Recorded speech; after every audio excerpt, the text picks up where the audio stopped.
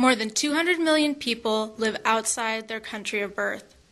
They move to escape poverty and unemployment or political and social repression. These migrants regularly send home money or remittances worth more than $300 billion each year to developing countries.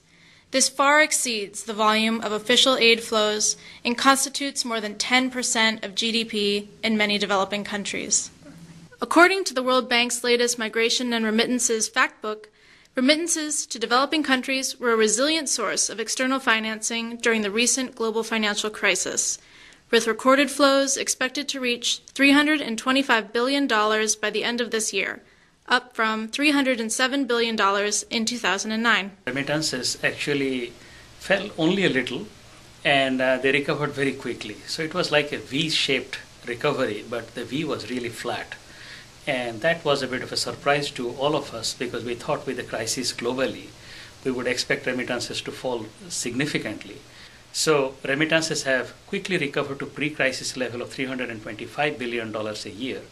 And at that level, they're about 3 times the size of official aid flows to developing countries. They are now reaching about the same size or very close to the size of foreign direct investment flows to developing countries. Remittances provide a major lifeline to poor countries, and mainly to poor people. They are a vital source of income for many migrants' families. If remittances were important before the crisis, they are even more important now in the aftermath. Remittances provide money for food, for shelter, for education, for business investments, and increasingly we are finding that remittances are also providing a cushion to countries to buy imports, to pay for debt. So they have become very important even at the country level during the crisis.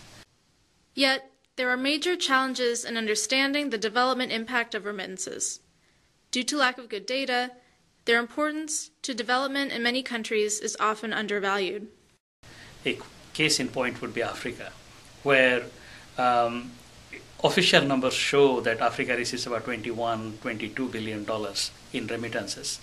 And yet, unofficially, many countries are beginning to report now, or researchers are beginning to find out, that remittances are several times what is officially reported.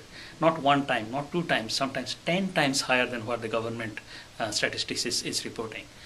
If you don't know the extent of the flows, you don't know the development impact. And yet we know development impact is significant.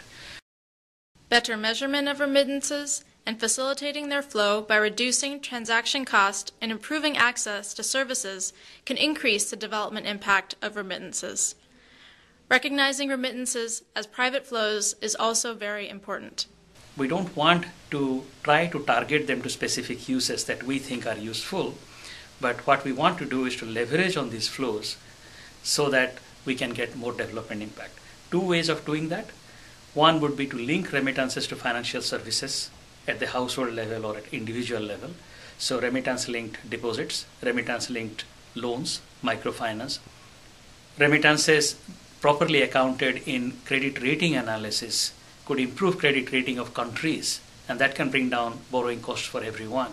Finally, if remittances are a way to tap into the income stream of people, there are instruments that can tap into the wealth of the diaspora, which can be significant. And that would be a tool such as diaspora bonds.